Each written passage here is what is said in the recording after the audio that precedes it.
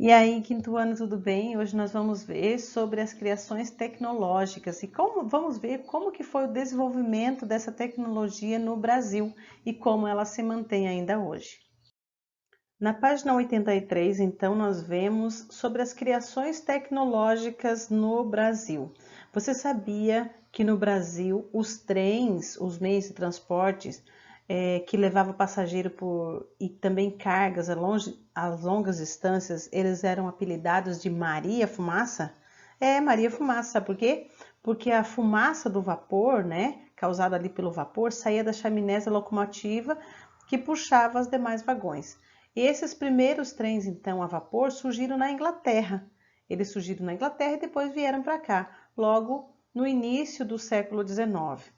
As estradas de ferro, por onde passavam os trens, elas são chamadas de ferrovias, tá certo? E a primeira ferrovia do Brasil, então, foi inaugurada em 1854. Ela tinha apenas 14,5 km de extensão. E ela ligava, então, o porto de Mauá, né, na capital do Rio de Janeiro, a uma cidade bem próxima aqui chamada de Fragoso, na Serra de Petrópolis. Em 30 de abril, então, de 1954, o ano do seu centenário, veja, passou de 1854 para 1954. Então, houve um centenário, ou seja, 100 anos. Quando completou, então, 100 anos da existência dessa estrada de ferro, ela foi considerada, então, monumento histórico nacional. Sabe por quem? Por um decreto do presidente Getúlio Vargas. Então, desde então, de 1954, ela foi tombada, então, pelo IPAM, que é o órgão que faz essa preservação dos locais e dos ambientes, né? A segunda ferrovia do Brasil inaugurada foi em 8 de fevereiro de 1858 e ela ligava então da região Cinco Pontas no Recife ao Cabo de Santo Agostinho, também em Pernambuco. O trecho era um pouco maior, agora de 31,5 km e foi concluído, em 1862. Recife foi a primeira cidade do mundo a contar com locomotivas a vapor. Uau, que legal, né? Conhecida então como marchambombas. Especialmente elas foram construídas para circular no perímetro urbano, ou seja, circular pela cidade, cujo sistema viário foi inaugurado em 1867. Nosso box Você Sabia? Diz assim: você sabia que a partir dos anos 1960, com o desenvolvimento tecnológico e industrial, as Maria-Fumaças foram substituídas por trens com motores elétricos ou a diesel. O crescimento da indústria automobilística no Brasil fez com que a construção de rodovias se intensificasse, ampliando então a circulação de automóveis, ônibus e caminhões. Os transportes metropolitanos eles estão chamados de metrôs, né? Leva o transporte dentro da metrópole. Eles eram metrôs e também tinha trens elétricos, bondes que passavam a circular a partir dos anos 1970, com transporte público alternativo nas grandes cidades. Então, como transporte alternativo, além dos ônibus, né, também foi colocado trens, metrôs, bondes, né, trens elétricos, a partir do ano de 1970. Outras ferrovias surgiram no Brasil afora, mais ou menos na mesma época. O exemplo da Estrada de Ferro da Bahia ao São Francisco, com 578 quilômetros de extensão. Veja, a primeira saiu 14, depois a outra 31, agora já com 578 quilômetros de extensão. E ela ligava então Salvador a Juazeiro. E ela foi autorizada em 1852, né? Ela foi autorizada, iniciando então em 1856 e finalizada em 1895. Levou um bom tempo para ser construída, já que esse período não havia muita tecnologia para trabalhar nas estradas, né? As antigas ferrovias pertencentes à rede ferroviária, elas pertencem à rede ferroviária federal SA, que a sigla é RFFSA, bem como as velhas estações locomotivas, armazéns, vagões, maquinários, entre outros bens, tais como mobiliário mobiliário, relógio, sinos, telégrafos e acervos documentais fazem parte de uma fase importante da história do transporte do Brasil. O IPAM, a partir de 2007, passou então a ter responsabilidade de administrar esses bens e zelar pela sua guarda e preservação. Alguns desses bens ferroviários encontram-se em processo de restauração ou disponíveis para visita pública em centros culturais de preservação da memória. E a seguir nós vamos ver algumas listas de alguns que sim, estão ali para ser visitados. Vamos ver então? Um exemplo então de uma estação que não está mais ativa, mas que ela virou um centro de visitação e atração cultural, é a estação ferroviária da Lapa, que se encontra aqui no nosso estado, no estado do Paraná. Ela foi inaugurada em 1891. A ferrovia Curitiba-Lapa, ela tem 85 quilômetros de extensão. Entre o fim do século XIX e o início do século XX, foi responsável pelo transporte de madeira, erva mate da região até o porto de Paranaguá, no Paraná. A estação da cidade da Lapa é uma das estações típicas do Brasil da metade do século XX, pertencentes à antiga RFFSA. Por seu valor histórico e cultural, atualmente ela é parte do patrimônio ferroviário do IPAM. Lembra que nós falamos que o IPAM é um órgão do governo que preserva então esses locais para não mais ser usado como público como usava antigamente, mas assim agora o público faz como uma estação cultural, né?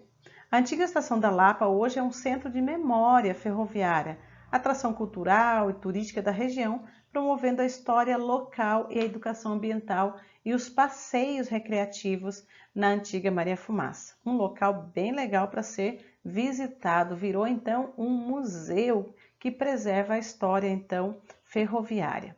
Outro local também, outro exemplo, é a Estrada de Ferro Vitória-Minas, Espírito Santo e Minas Gerais.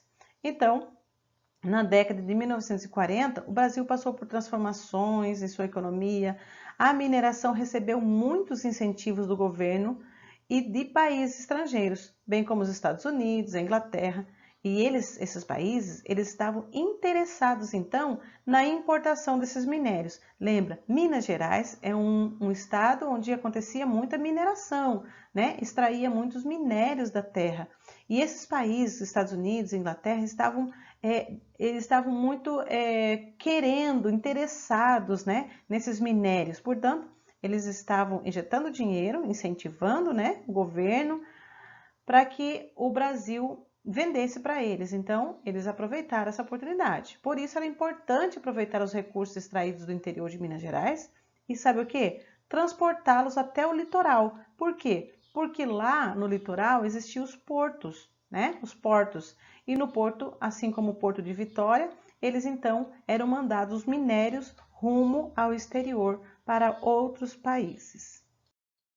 Assim, então, foi criada a ferrovia Vitória-Minas, pela qual transitavam até os anos de 1960 as locomotivas movidas a vapor, que era as Maria Fumaça de antigamente, né? Que soltava bastante fumaça, por isso esse apelido.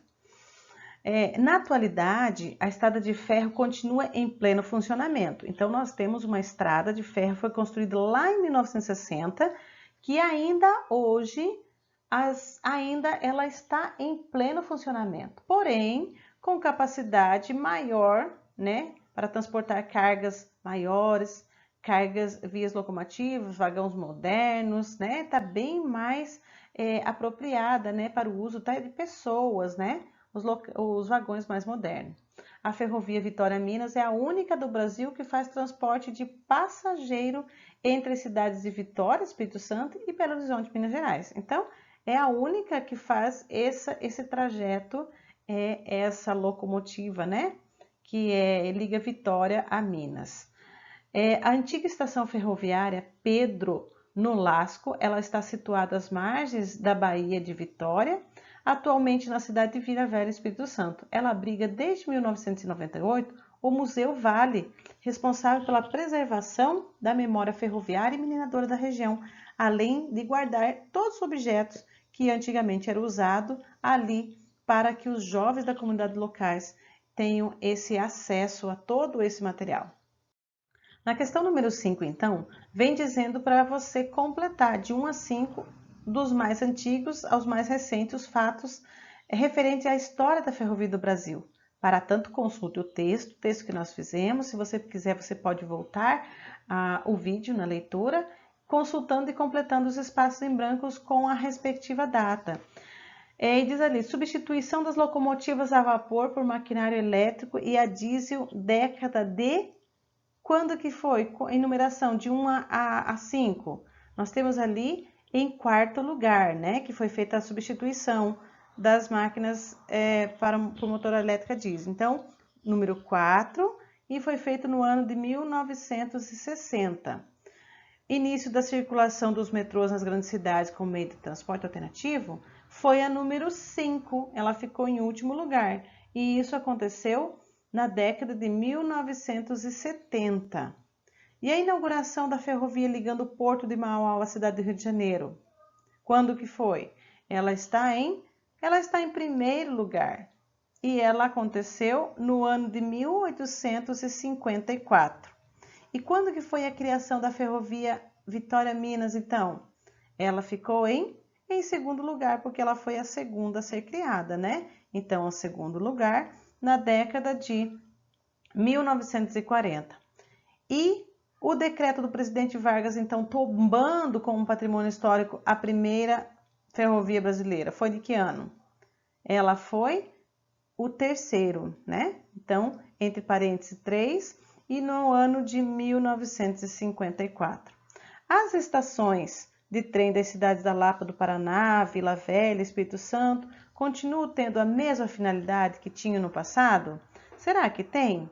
Não, ela não tem mais, né? Porque hoje em dia elas funcionam como um museu de preservação da memória ferroviária e também elas são usadas como centro de cultura e desenvolvimento de projetos culturais. A número 7 vem falando que até os anos de 1960, aproximadamente, os trens funcionaram como um importante meio de transporte de passageiro por longas distâncias. Se você tiver oportunidade, não precisa você escrever, mas se você tiver oportunidade, entreviste pessoas com mais de 60 anos de idade, indivíduos que tenham vivido a experiência de andar nesses modelos antigos de trem. Faça perguntas relacionadas assim, a preparação da viagem, que tipo de bagagem que você levava, qual o tempo de duração da distância percorrida entre uma estação para outra, aspecto de estações, bilheteria. Então, você faça esse tipo de pergunta se você souber alguma pessoa que já fez esse tipo de viagem nessa época. A número 8, então, diz, observe as fotos da Estação da Luz da cidade de São Paulo. Nós vemos ali, então, duas fotos, né? Na verdade, 3 fotos, 2 fotos antigas e uma foto mais recente. Então, ali a estação ferroviária em São Paulo no início do século XX, tá? Então, nós observamos as duas imagens, as imagens antigas e a imagem atual. Em 1970, havia muitos trens cujo motor era movido a diesel. E até o início dos anos 1990, a estação mantinha linhas de trem de média e longa distância que transportavam passageiros para o Rio de Janeiro e para as cidades do interior do estado de São Paulo. Atualmente, as estações dispõem de uma nova plataforma central em que os passageiros esperam para embarcar. As linhas de metrô ligam diferentes bairros da cidade de São Paulo. Letra A. Quais as diferenças entre os tipos de trens de passagem que passaram, né, pela Estação de Luz ao longo do tempo? Qual que é a diferença que você vê aí, né? Então, no início do século XX, elas eram trens a vapor, que se chamava Maria Fumaça, e nos anos de 1970, o modelo mais moderno tinha motor a diesel. Atualmente, eles predominam quem? Os metrôs, os trens elétricos, né? Agora, a letra B fala assim, compare as fotos e responda. Que coisas, apesar do tempo, praticamente não mudaram? Não mudou muito a sua arquitetura original, ela se manteve. Os trilhos dos trens ou metrôs permanecem os mesmos. Os vagões de passageiros, apesar de eles estarem remodelados, né, modernizados, eles continuam servindo como transporte coletivo. Então, essas são as coisas que não mudaram.